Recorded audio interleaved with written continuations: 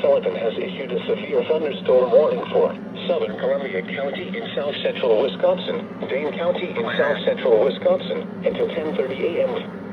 At 9:45 a.m., a severe thunderstorm was located near DeForest, or near Windsor, moving east at 30 miles an hour.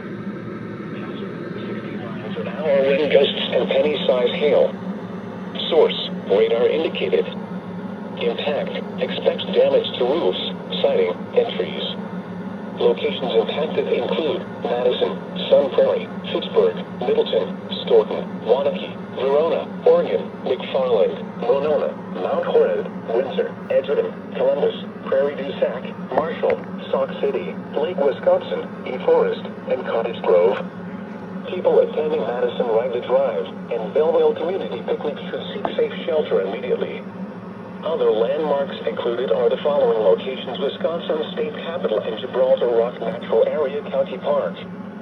For your protection, move to an interior room on the lowest floor of a building. Large hail, damaging wind, and continuous cloud-to-ground lightning are occurring with this storm. Move indoors immediately. Lightning is one of nature's leading killers.